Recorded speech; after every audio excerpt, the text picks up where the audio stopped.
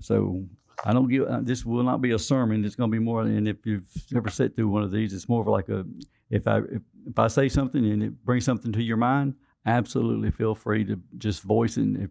If I will mention the question, and if you have desire to answer the question, absolutely please feel free. I like interaction. Like I said, it's not a message, it's not a sermon, so feel free to it. But what we're going to do is the class is going to be on humility, and this is something I battle with constantly, and I'll delve into it as I go further about it. Who can give me an idea give me a thought on what their idea of humility is? Embarrassment? Anybody? There are a couple of things that are related to that, so and it's in the same vein. So yes. One of the things that I struggle with is not humility, and it says right here, biblical humility is not denying our value. How many of you, everybody gets compliments or gotten compliments in their life, and I'm absolutely one of those guys who I'm uncomfortable getting compliments. And what I generally do is deflect. And if someone says, you did a good job there, or, you do, I generally say something, like you need to set your standards higher or something. I don't know. It catches me off guard for the most part. Being in the military, thank you for your service. I mean, how many times you heard that? How many times you heard that? A number, I'm sure. So, and my general response is, you're welcome. And the people that say that, and I absolutely believe that they're sincere when they say it. So I had a friend tell me that his response was always the same when somebody says, thank you for your service. And it was probably the best response I've ever heard. It's because you're worth it. And so it's a way to deflect but accept the compliment also. Biblical humility, Micah 6:8, he said, he has shown you, O mortal, what is good, and what does the Lord require of you? To act justly and to love mercy and to walk humbly with God. He doesn't say be humble. There's absolutely nothing wrong with being humble. But part of being humble is what people think of, for the most part, is not accepting the gifts that God has given us. You don't have to be prideful in it. And there's a difference between pride and humility. Or, wait, I got a cheat sheet over here. Humility and meekness. Alan Flowers, most of y'all know him or know of him. He gave me the definition of meekness some years ago, and it's meekness is strength under control, which is mean. But humility and meekness, humility is an internal attitude toward oneself. It involves a modest view of one's own importance, recognizes one's limitation, valuing others' contributions. Humble people are self-aware, open to learning, and willing to admit mistakes. It's about self-perception and avoiding pride or self-assertion. Meekness, on the other hand, is more of a behavior and demeanor towards others. It is often described as gentle strength, patience, and restraint in the face of provocation or adversity. A meek person controls their emotions, avoids conflicts, and responds with kindness, even when they could assert themselves. They often overlap, but they're not the same. Both avoid arrogance. They respect others. They promote peace. In many traditions, especially Christianity, both are seen as signs of faith, strength, and wisdom. Humility is about how you see yourself, while meekness is about how you treat others. They're complementary, but not identical. And together they foster respect, personal growth, and cooperation.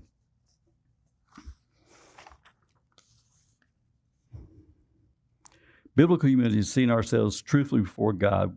Each of us has strong attributes that we have, and one of those things, and I said a while ago, is denying those things. If I was asked to be a deacon, I'd been here probably 2 years. My little testimony here. Carol and I came to the church many years ago, probably 25 years ago. Before he came back, it was probably about that big, and I sat right back there, And I felt convicted every single time Brother James Taylor talked to us. He gave a sermon, and it was like everything that he said negative was pointing to me, and everything he said positive was pointing away from me. And this was not a Brother Taylor thing. This was a Ricky Conley thing. So what I did was, and it's probably one of the saddest moments in my life, is we became members. I left the church, and the worst part of that is I drug my family with me, and we were gone from the church for, like I said, 20 plus years, and we started having grandkids. And my wife, God bless her, she goes, "We really need to see about going back to church." She said, and she talked me into coming in on Sunday morning, and it was absolutely palpable when I walked through those doors. Brother Kyle Jones was here then. Brother Taylor had moved on, and Kyle Jones was here, and he greeted us. And I told him, I didn't even know his name at the time, but I told him, and I'm not saying this, but the words that came out of my mouth was, "I feel like I'm home." What changed between the time I left and when I came back is I really don't know, because I don't feel like I was living a whole lot different than I was when I left. But maybe my priorities had become changed. But since then, I absolutely love my church. I love my church family. There's a lot of people here that I'm closely related to. And you'll hear this, people say this about church family also. I'm closer to some of the people in this church than I am with my own family. They're, like everybody is family. There's always a reason for, distance between family. But if you're not a part of a church, and obviously you are, or if you know somebody's not a part of a church, I would strongly suggest that you talk to somebody. Talk to them and give them guidance, and invite them in. Brother, again, Alan Flowers, after I've been here, Carol and I have been, when we came back to church, and we were faithful since then.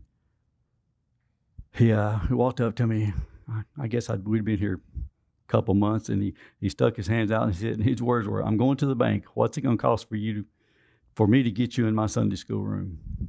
And then I started going to Sunday school. Then I led Sunday school class. I mean, it's just been a progress that's been ongoing and ongoing. And my life is absolutely not the same as it was back when I was a younger man. I mean, one of the things about that is I don't know where I'd have gone if something had happened between the time I left the church and the time I came back. I don't, because matter of fact, I was a deacon when I got saved again. When I actually, because I was one of them kids, went to church camp, got baptized, had no idea what I was doing. My friends did it. I followed them into the water, and we got baptized in the lake. And I probably didn't go to church back after that again. I was not raised in the church. My mother was biblical, but she was a single mom raising 4 kids. How life is. I can make excuses for her all the time, but it don't really matter. So I wasn't raised in church, but I absolutely love coming to church now. I can't fathom not being a part of a church. It might not be this church 10 years from now or next year, who knows, but I will be in church. But one of the things about being asked to be a deacon was, after I was a deacon for a couple of years, and some of y'all know that I was in the Army. I retired from the Army, and I was on active duty. Spent 20 years in it. And the Army likes building leaders, and I have never, ever, ever thought of myself as a leader. But situations guide things. It's like somebody being empathetic. Some people are just naturally empathetic. When you talk to them, you feel like you can open up to them and you're comfortable sharing with them. Well, the leadership thing is my thing. It seems to be my thing. I never asked for leadership positions. They just sort of seem to gravitate to me. And like I said, I tend to want to be humble about stuff. And I told my wife I wasn't going to talk about this because the way it sounds. It sounds prideful, but I promise you it's absolutely not. I've been chairman of the deacons for 10 years now, and there's a lot of things about people in church that I know that I wish I didn't know. There's a lot of things that happen in church that I wish I didn't know. The mantle's got to fall on somebody, and I'm comfortable carrying it if I've got to. But even at work, I mean, something comes up, and I swear, I mean, it just sounds prideful to me, and I hate doing it. But not accepting the gifts that God has given you is worse than being prideful. In my book, worse than being prideful, because you can control pride by being humble or having humility. It's just one part of the process. But it's taken me a long time to be comfortable being in charge of people, because I don't feel like I'm supposed to be in charge of people. I'm that guy, I always consider myself the bullet in the gun. Just pull the trigger and I'll go that way. Whatever it is you need me to do, just tell me to do it and I'll go do it. But somebody's got to pull the trigger, and I find that more and more as I get older, I don't mind carrying the weight of being in charge of something. I honestly believe that, and there's been times, as I said, there's things that happen in the church that not everybody's privy to, and you after a while you start going, golly, I'm getting too much knowledge about stuff that I don't really want to, and I feel like I need to step away, or I start thinking about stepping away, because you get upset about some stuff, bickering. You know how church people is. We argue over the color of carpet in the church, so we under that process. But so I start feeling like I need to step away, and then my wife, she goes, obviously I know I need to pray on it, and I do. She goes, all you need to know is, are you where God put you? And it ends up being, when I get comfortable with it and I pray on it, I feel like I am. But we all have those talents, and the church has got a lot of spots for people to be in. And if you feel like there's something that whatever it is that you feel comfortable doing, there's a way in the church to find a spot for you, and we'd love to have you.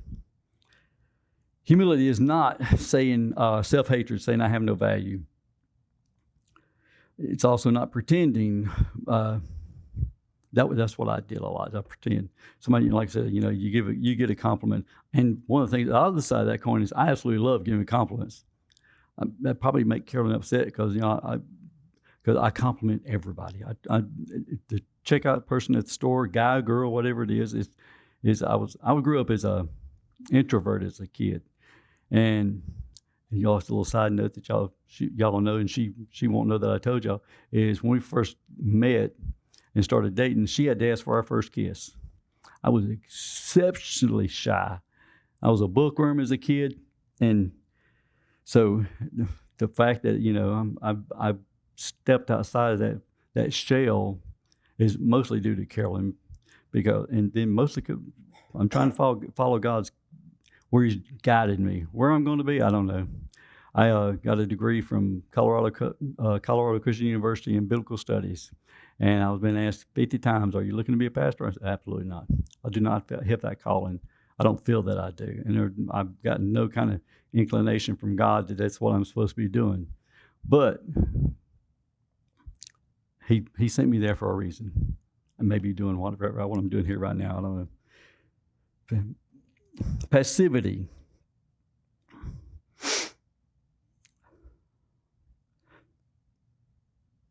Passivity is one of the things, probably goes along with the other thing I was saying about why I'm uncomfortable at times, taking compliments.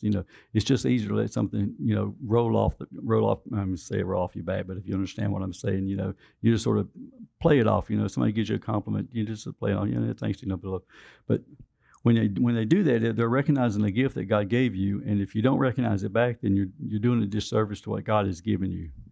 Taylor is a perfect example. As he was an introvert as a kid also. And when he got chosen to lead the band, and he was absolutely stunned. He says, Taylor was born to be a preacher. If you listen to his sermons, you absolutely know that he was.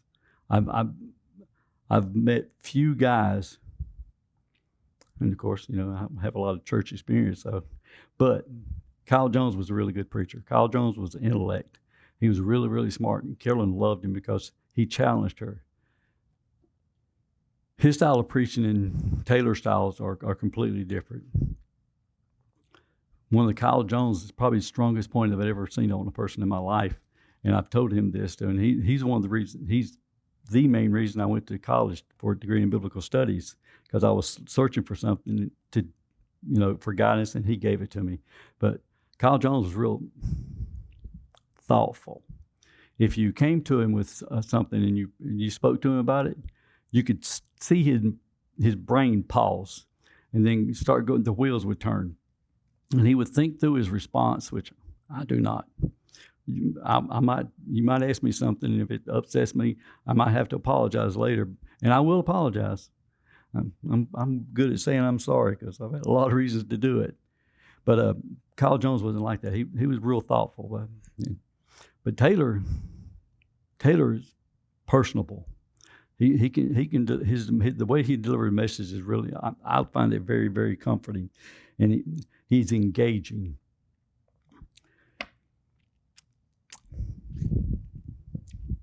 Giving credit to God. It says giving credit to him. Humility is giving credit rather than seeking all the attention. There's some guys that I serve with that are deacons who do a lot of things that nobody in this church knows. They make visits. They go to people's houses and do things that they're not able to do themselves.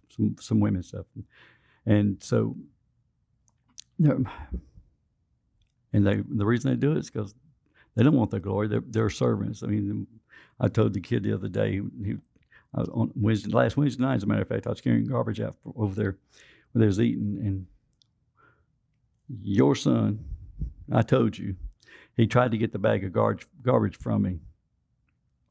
Good kid, I like him a lot, and I told him, I said, no, he was almost adamant, but I was also adamant that, go get in line and go eat. I told him, I said, I'm a deacon in the church, and what the deacon stands for service, and I actually do like serving in the church, but that's just me. There's 7 more guys that are deacons here who does the same thing. We have the hospital visits are another thing. I personally enjoy doing hospital visits if I know about someone that's there. So if you have someone in your family who is in the hospital and you feel like they need somebody to, either contact Taylor and he'll push it out, and somebody will go visit, I promise. And if I'll try for it to be me, because like I said, I don't want to be in the hospital. I don't mind going to the hospital. Romans chapter 12, verse 3 says, do not think yourself more highly than you ought to, but rather think of yourself with sober judgment. Paul's not talking about not thinking of yourself, period. What he's saying is to be sober about it, be realistic about it. We all, like I said, we all have our personal traits that God gave us. And we have singers. We have people who are really good with their hands. And if you don't accept those things, I've probably said this more than once already, you're doing a disservice to the gift that God gave you. So if there's a gift that you want to share with the church, and this is one of those recruiting things, if you have a gift that you want to share with the church, please feel free to get with one of us. We'll be glad to put you to work. The supreme example of humility would be obviously Jesus. He stepped down from heaven as God, became human, and walked humbly. It's probably the easiest way to say it. Walked humbly to the cross. I have dwelled on this many times since I've become a Christian. Did Jesus know that he was walking? I mean, Jesus knew he's walking to his death as a human. I always question this. Do you think that he knew, because even he wasn't aware of everything because it was kept from him, but did he know that what he was going to have to endure? I can't imagine. Have y'all seen some of the evidence of the crown that they put on his head? I've read articles on it because, like I said, this thing it intrigues me that this crown wasn't a crown with rose thorns on it. My understanding is these were like 3-4 inch thorns that were woven into a crown and then pushed down on his head, which means they pierced the skin. The way he was beaten was with I'm gonna say cat o' nine tails. Does that make sense? You probably know this better than me, Steve. It was a leather piece of leather like a whip with either metal or glass woven into the tip of it. And what they do is they flogged them and they beat them across the back. The 39 lashes was generally, they would never, that was the max they would give, because 40 lashes would kill. So and they ripped him he was beaten to the point where there was a letter out that, and I looked for this today because I thought I had read that while he was on the cross, that his mother came to him and he was unrecognizable to her. But it's not in the Bible, or it's not in the Bible that I found, and I chased it pretty hard because I'm almost positive that I've seen it, but until I can find it, I'm going to have to say it didn't. It is in Isaiah, where it says when they forecast that, when they foretell that Jesus is coming, that he would be beaten unrecognizable. Let's see. Isaiah 52:14. It says, his appearance was marred beyond that of a man. And then, which means that he was beaten to where the letter that it alluded to when I was reading it said that Jesus was unrecognizable when his mother came to see him on the cross. She had to ask which one was her son. So I'll circle back to what I was saying, is how do you as a human, now Jesus was fully human when he was here. He is fully God, he was fully human. How do you as a man who is fully human know that you're going to walk to what you're going to walk to and still do it and not be humble? I mean, he knew that he was going to die a horrible death, and yet he didn't have to. I mean, he said his father would send him 12 legions, but he didn't. Jesus didn't have to step down from heaven. He didn't have to step to the cross. He didn't have to do anything for any of this for us. And I say it all the time, But to say that you're not worthy is belittling what he did. When people say, I can't go to church because, I'm too broken. Well, what you're saying when you say that is that Christ's sacrifice was not enough. And I think we all understand that it was. He did it for each of us. Whether we think we're worthy or not, he thought we were worthy of it.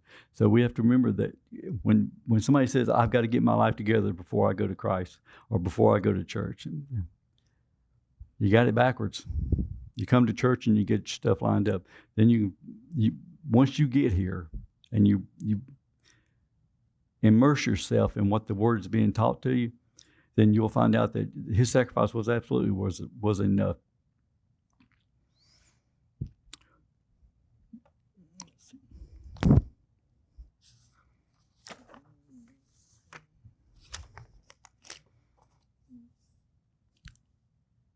The walk that Jesus gave when he came down he came down as a servant.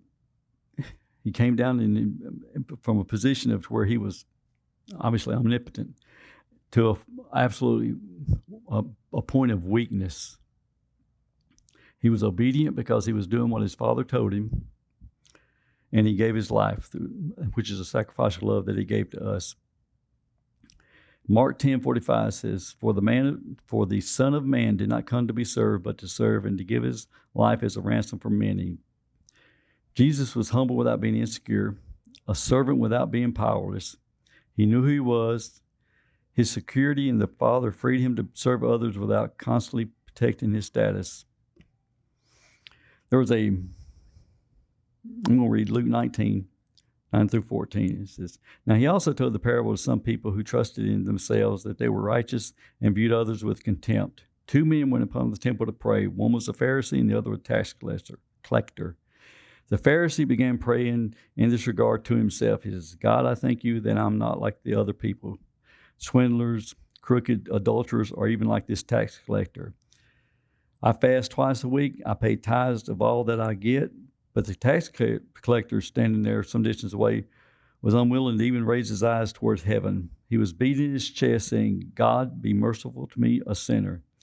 And then it says, I tell you, this man went to his house justified rather than the one than the other one. For everyone who exalts himself will be humbled, but the humble one who humbles himself will be exalted. There was a Rabbi Simeon. He was talking about the Pharisee. He said, was an example of the kind of pharisaical pride when he said, if there were only 30, he's telling a story of the son of a rabbi, his name was Josiah.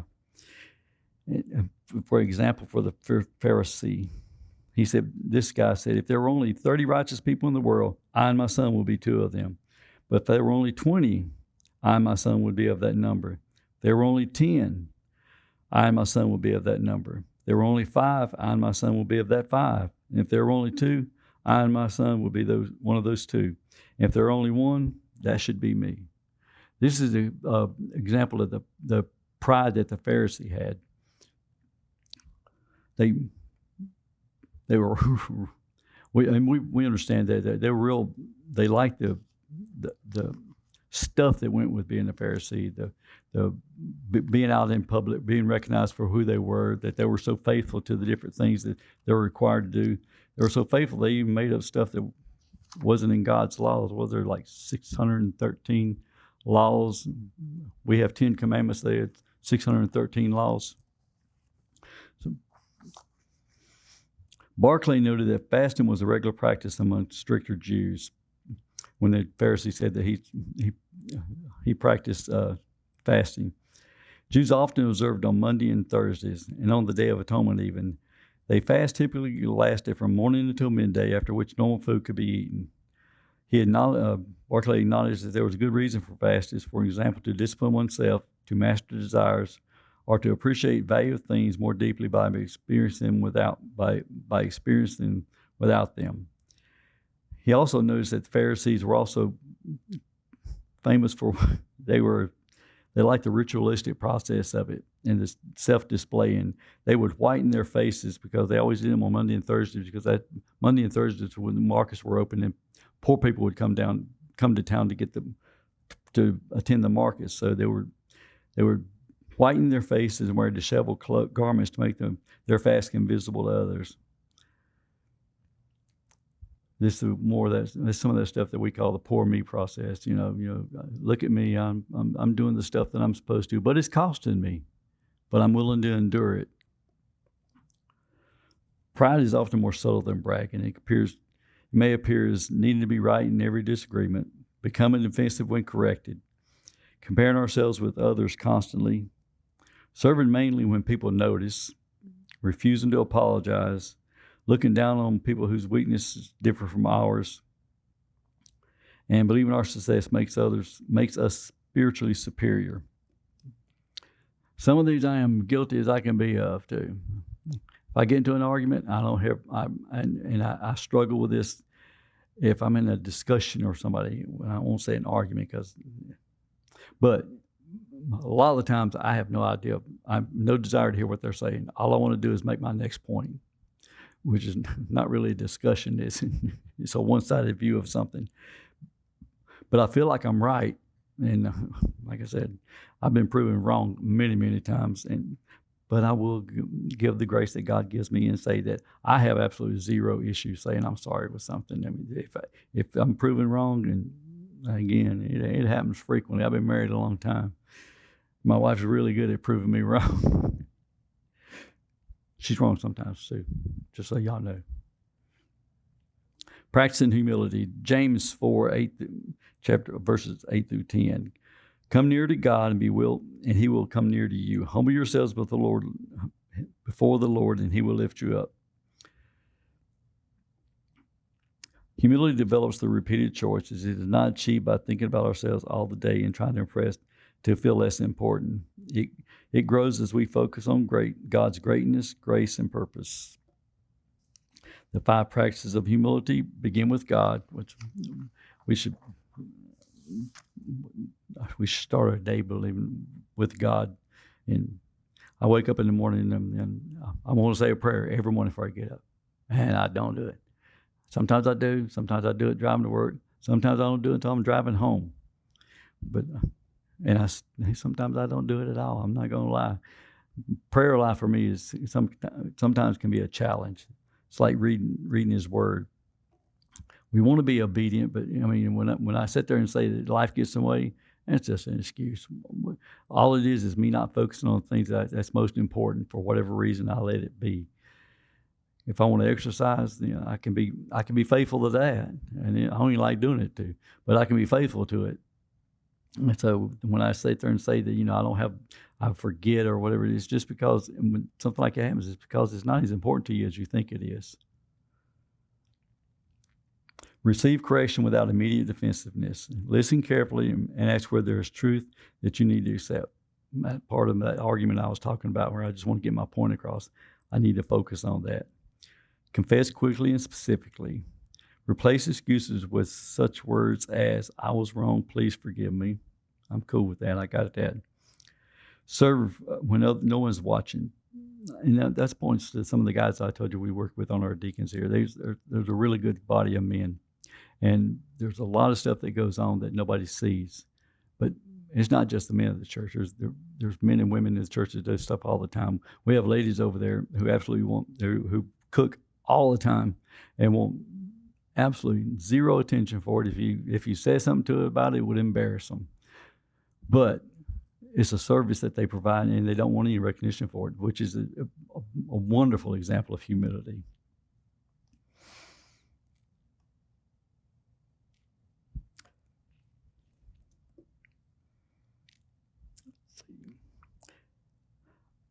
The main truth in this is basically humility is truthful. Humility depends on God's grace.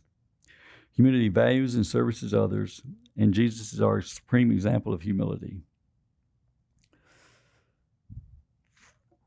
That's about it, y'all. I would say I'm sorry to bore you, but that would be that false humility thing again, right? So none of that would have landed. Okay, I'll close this with a prayer and we can get out of here. Our Heavenly Father, Lord, I thank you for this day. Lord, I thank you that this group of people cared enough to come into your house and listen to the word that was given to them. Lord, as we go about this day and leave here, I ask that you keep us safe until we come back in Sunday morning. Lord, there's going to be Friday, Miss Mayfield. I ask that you lift the family up when they come here and to tell her goodbye for the final time, Lord. I ask that you give the family comfort in this process. Lord, keep us safe until we're back in your house, Lord. We ask these things in the name of your Son, Jesus Christ. Amen.